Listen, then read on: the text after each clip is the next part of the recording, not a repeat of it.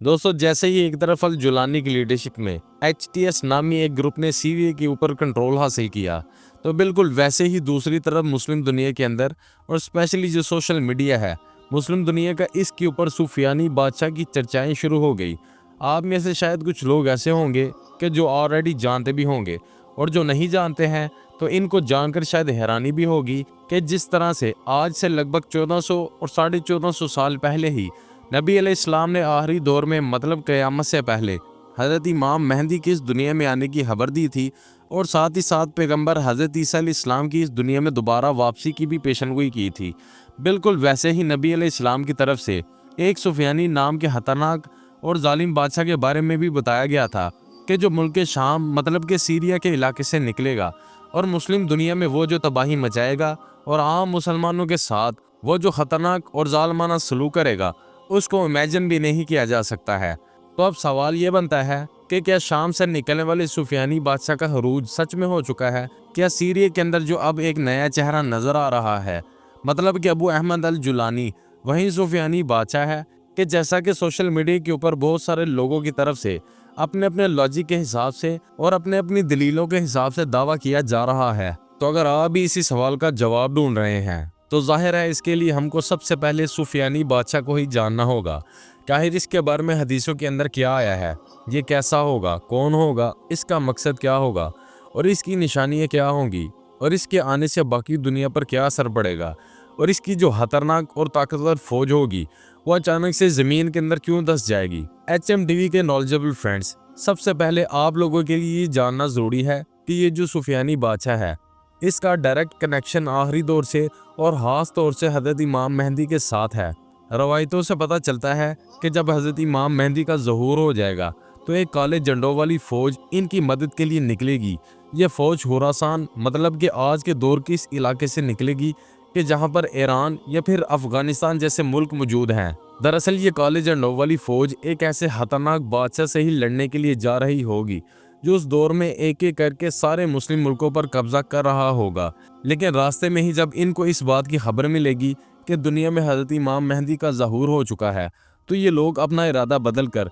हज़रत इमाम मेहदी की तरफ मुड़ जाएंगे। वहाँ पहुँचकर इनकी लीडरशिप को कबूल करके इनके हाथों पर बैत करके अब इनकी फ़ौज में शामिल हो जाएंगे। हज़रत इमाम मेहदी के जिनका असली नाम मोहम्मद होगा और जो आखिरी पैगंबर हज़रत मोहम्मद सल्लल्लाहु अलैहि वसल्लम की नस्ल में ही पैदा होंगे, और जिनके बारे में निशानी के तौर पर यह भी लिखा गया है कि इनके चेहरे पर एक तिल होगा और वो इस दुनिया को इंसाफ और अमन से इस तरह से भर देंगे कि जैसे ये दुनिया पहले नाइंसाफ़ी और जुल्म सितम से भरी हुई होगी। वो एक एक करके बड़े बड़े शहरों को फतह करेंगे, जिसमें फ़लस्तीन का बैतुल मुक़द्दस भी शामिल होगा। इन्हीं के दौर में ही दज्जाल का फितना शुरू होगा, और फिर दज्जाल को ख़त्म करने के लिए ही हज़रत ईसा अलैहिस्सलाम की दोबारा दुनिया में वापसी होगी। इसके बाद हज़रत इमाम मेहदी मुस्लिम रियासत को, जो दरअसल एक मुस्लिम खिलाफत होगी, इसको मक्का शहर से कंट्रोल कर रहे होंगे। तो इसी दौर में ही फिर सुफियानी फितना ज़ाहिर होगा, मतलब मुल्क के शाम का एक ताकतवर बादशाह हज़रत इमाम मेहदी से मुकाबले के लिए अपनी ताकतवर फ़ौज रवाना करेगा। मगर सुफियानी की ये बड़ी और ताकतवर फ़ौज हज़रत इमाम मेहदी तक पहुँच ही नहीं सकेगी। पहुँचने से पहले ही रास्ते में तहस नहस हो जाएगी। वो इसलिए क्योंकि हज़रत इमाम मेहदी को खुदा की गैबी मदद हासिल होगी। इसलिए जब ये फ़ौज रास्ते में ही होगी तो अचानक से ज़मीन फटेगी और इस पूरी फ़ौज को अपने अंदर समा लेगी। इस दौर में मुसलमानों के सामने सबसे बड़ा चैलेंज ये होगा कि अगर वो सुफियानी की साइड में मतलब सुफियानी के साथ खड़े नहीं होते हैं तो वो जुल्म सितम करेगा और मुसलमानों को कत्ल करेगा, और अगर वो हज़रत इमाम मेहदी के साथ खड़े होते हैं तब तो वो सुफियानी बादशाह के गुस्से का शिकार बनेंगे ही, और अगर वो हज़रत इमाम मेहदी के साथ भी खड़े नहीं होते हैं तो जाहिर है वो मुसलमान ही नहीं रहेंगे। इस बादशाह का जिक्र बहुत सारी रिवायतों में और अलग अलग दौर में लिखी गई बेशुमार किताबों के अंदर भी मौजूद है, और बताया गया है कि सुफियानी नाम का ये जो बादशाह होगा ये मुल्क के शाम मतलब के सीरिया के इलाके से निकलेगा, और ये बहुत ज़्यादा जालिम होगा, इतना जालिम कि मार काट कत्ले आम में ज़र्रा बराबर भी नहीं सोचेगा। जिधर से गुजरेगा हज़ारों या लाखों की तादाद में लोगों को कत्ल कर डालेगा। इस सुफियानी को किसी की भी कोई परवाह नहीं होगी, और इसके दौर में आम लोगों को तो कत्ल किया ही जाएगा। इनमें भी खास तौर से चुनकर मुस्लिम उलमा को मतलब के मुस्लिम स्कॉलर्स को टारगेट किया जाएगा।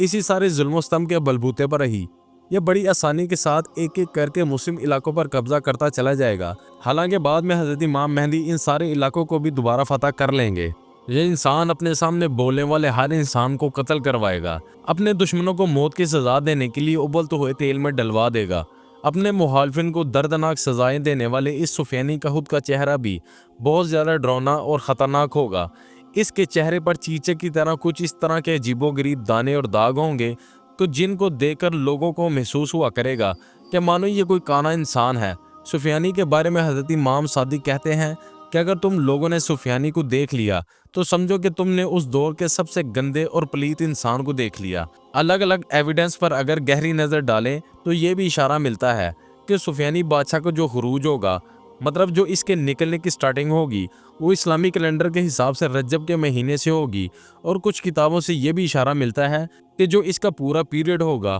پوری اس کی جو ٹائم لائن ہوگی، مطلب نکلنے سے لے کر ختم ہونے تک کی، وہ لگ بھگ 15 مہینے کی ہوگی۔ اور اسی بیچ میں ہی وہ خطرناک معاملہ بھی ہو جائے گا کہ جب اس کی بڑی اور طاقتور فوج زمین کے اندر دسا دی جائے گی۔ ساتھیو، چاہے سفیانی ہو یا پھر دجال ہو، دونوں کا مقصد لگ بھگ سیم ہی معلوم ہوتا ہے، اور دونوں لوگوں کا کام بھی لگ بھگ ایک ہی طرح کا کریں گے، مگر فرق یہ ہے کہ جہاں ایک طرف دجال کی جو سازشیں ہوں گی وہ لگ بھگ ساری چھپی ہوئی ہوں گی، وہ لوگوں کو دھوکے دے دے کر ہی گمراہ کرے گا، جبکہ دوسری طرف جو سفیانی ہوگا وہ سارے کام کھلم کھلے کرے گا، بلکہ وہ تو کھلے عام چیلنج کرے گا اور ہاں جنگ بھی کرے گا۔ اب ساتھیوں، جو سفیانی بادشاہ سے ریلیٹڈ لگ بھگ ساری بیسک جانکاری حاصل کر لینے کے بعد آنیسٹلی کیا آپ کو بھی ابھی لگتا ہے کہ موجودہ دور میں سفیانی بادشاہ کا عروج ہو چکا ہے یا پھر بالکل ہونے والا ہے؟ پرسنلی اگر مجھ سے پوچھا جائے تو جواب ہے بالکل نہیں۔ پہلی وجہ تو یہ ہے کہ سفیانی فتنے کا جو عروج ہوگا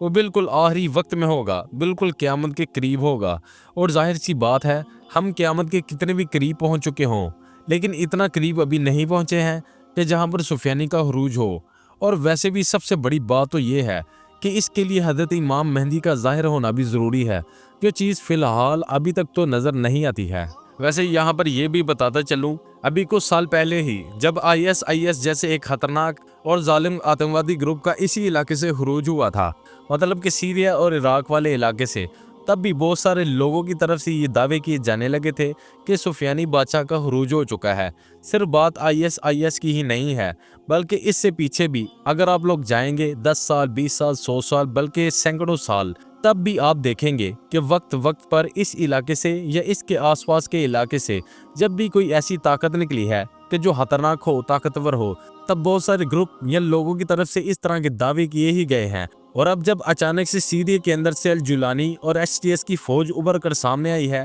تب ایک بار پھر سے اسی طرح کے دعوے کیے جانے لگے ہیں۔ یاد رہے، یہاں پر ہم یہ بات نہیں کر رہے ہیں کہ الجولانی صحیح ہے یا غلط ہے، اچھا انسان ہے یا برا ہے، وہ اسرائیل اور امریکہ کی سائیڈ میں ہیں، ان کا ایجنٹ ہے یا ان کا آدمی ہے، یا پھر سیریا، فلسطین اور لبنان جیسے ملکوں کے عام لوگوں کا وہ سچا لیڈر ہے۔ یہ ساری چیزیں اپنے آپ میں ایک الگ ٹاپک ہے، لیکن ہاں یہ ضرور کہہ رہے ہیں کہ سفیانی سے اس کا کوئی کنیکشن نہیں ہے، کیونکہ سفیانی بادشاہ کے آنے کا نہ تو دور میچ ہو رہا ہے، جیسا کہ میں نے آپ کو پہلے ہی بتایا۔ دوسری چیز، اگر سفیانی کے عروج کی جو اسلامی کیلنڈر کے حساب سے تاریخ ہے، اس کو بھی اگر صحیح مان لیا جائے تو وہ بھی فٹ نہیں بیٹھتی ہے۔ ایک اور چیز اور بھی یاد رکھنے والی ہے، وہ یہ کہ نبی علیہ السلام کے دور میں ملک شام مطلب کہ سیریا وہ نہیں ہوا کرتا تھا کہ جو آج کے دور میں نظر آتا ہے، یہ تو فرانس کا بنایا ہوا ہے، ورنہ تو ہم جانتے ہیں کہ نبی علیہ السلام کے دور میں، بلکہ ان سے بھی بہت پہلے سے اور ان کے بعد بھی بہت لمبے وقت تک ملک شام، جس کو آپ لوگ آج کے دور میں سیریا کہتے ہیں،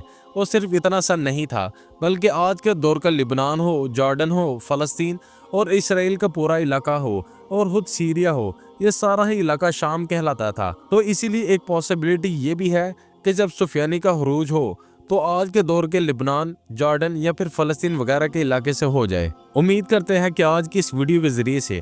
آپ لوگوں کو سفیانی کے ٹاپک پر بہت کچھ جاننے اور سمجھنے کو ملا ہوگا، مگر پھر بھی اس پورے مدعے پر آپ لوگوں کی جو قیمتی رائے ہے کمنٹ باکس میں ضرور مینشن کریں۔ ویڈیو اگر انفارمیٹیو لگی ہو تو لائک کرنے کے ساتھ ساتھ دوستوں کے ساتھ ضرور شیئر کریں، اور ایسے ہی نالجیبل اور ہسٹوریکل ویڈیوز ہمیشہ دیکھنے کے لیے اس چینل کو سبسکرائب کرنے کے ساتھ ساتھ بیل آئیکن کو ضرور پریس کریں۔